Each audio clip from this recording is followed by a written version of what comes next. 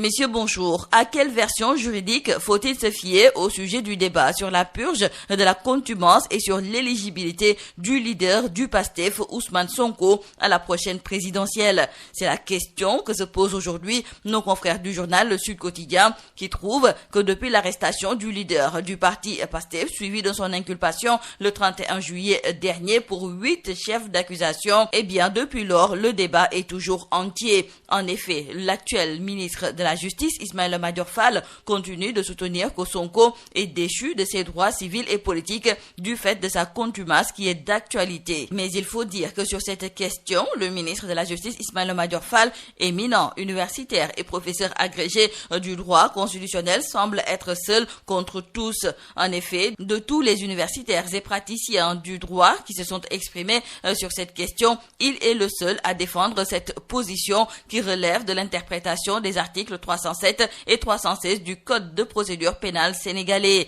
C'est ainsi que dans une contribution intitulée « Les errements du ministre de la Justice à propos du supposé caractère définitif de la condamnation de Sonko », son collègue Babacar Niang, professeur agrégé des facultés de droit et enseignant-chercheur à l'université Cheikh Anta Diop de Dakar, s'était formellement démarqué de cette position. Il n'y a pas que lui, car toujours dans ce quotidien, nos confrères nous rapportent les propos de Maître Amatiam, consultant en droit. Et selon lui, la déchéance des droits civiques et politiques des acteurs politiques est encadrée par le code électoral. Il y a un certain nombre d'infractions énumérées par l'article L29 qui, lorsqu'elles sont commises par un candidat à n'importe quel type d'élection au Sénégal, font perdre à un citoyen ses droits civiques et politiques. Donc, il ne peut pas affirmer que concernant cette affaire Mame Mbaye Niang, que Ousmane Sonko peut perdre ses droits civiques. Quant à l'affaire Sweet Beauté, Ousmane Sonko est toujours en état de contumace. Signalons également toujours dans le journal Sud Quotidien que pour Ababacar Fall, secrétaire général du GRADEC,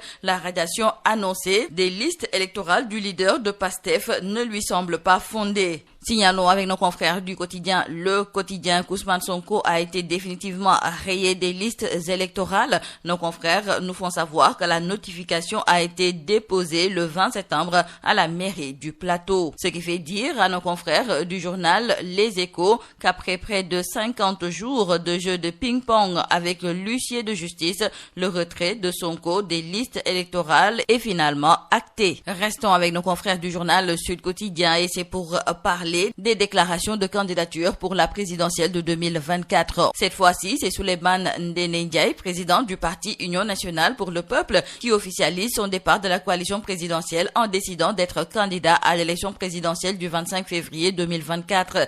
Dans sa déclaration, l'ancien premier ministre sous le président Wade compte redresser la barre du pays et installer une dynamique vertueuse centrée sur la gouvernance humaine, efficiente et efficace. Dans le journal Point Actu, nos confrères nous parlent de la candidature du professeur Amsatou Sow Sidibé, présidente de Carlenen. Cette dernière s'engage pour un retour à la souveraineté économique et monétaire. Et toujours concernant les candidatures à la prochaine présidentielle, notons avec nos confrères du journal Vox Populi que les candidatures se multiplient et nos confrères trouvent que la cote d'alerte est atteinte. Et aujourd'hui, nos confrères reviennent sur ce qui fait courir tout le monde, les causes profondes d'un désordre électoral passé à la loupe d'experts. Le docteur Abdoul Aziz Mbodj, professeur de droit constitutionnel à l'université Assane Diop de Bombay, trouve que si le système de parti n'était pas en crise, on n'allait pas avoir ce désordre. Pour Serigne Mor Mbaye, psychologue, derrière cette cinquantaine de candidatures, il y a peut-être 0,0% de projets de société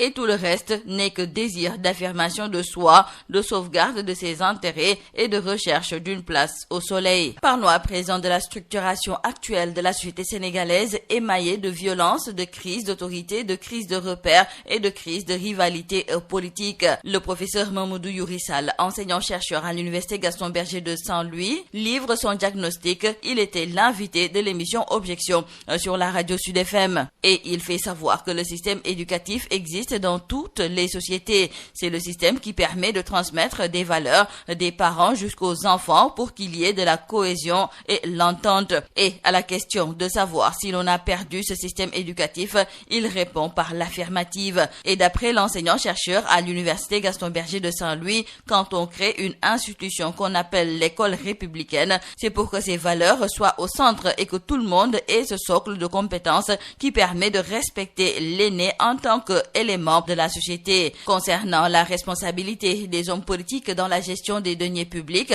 l'invité d'objection qui prend l'Almami pour exemple lors du temps de Souleymane Baal et du rôle joué par Penda Sarr indique qu'il faut bien assumer sa responsabilité et il ajoute aussi qu'il faut tirer les enseignements de ces expériences connues de par le passé pour une meilleure projection dans le futur. Le Premier ministre Amadou Ba, par ailleurs ministre de l'élevage et des productions animales par intérim, a lancé samedi dernier la campagne nationale de vaccination du cheptel de la saison 2023-2024. Occasion pour lui, nous disent nos confrères du journal Le Soleil, d'appeler à une synergie d'action afin d'éradiquer les maladies animales pour une préservation du bétail. Et pour cette campagne, une enveloppe d'1 milliard de francs CFA a été dégagée. Terminons par nos confrères du journal Libération qui reviennent sur l'enquête de la DIC sur la gestion des fonds au Covid-19. Nos confrères nous parlent de cette mafia qui s'était installée au cœur du ministère des Sports.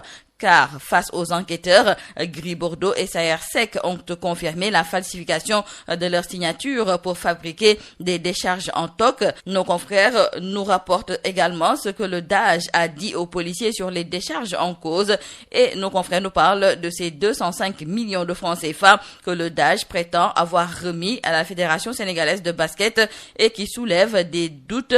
Le président de la fédération injoignable durant toute l'enquête. Donc, il y a eu détournement de deniers publics, faux et usage de faux au ministère des Sports concernant la gestion des fonds force Covid-19. Voilà donc les conclusions accablantes des enquêteurs. C'est tout à vos journaux et très bonne lecture.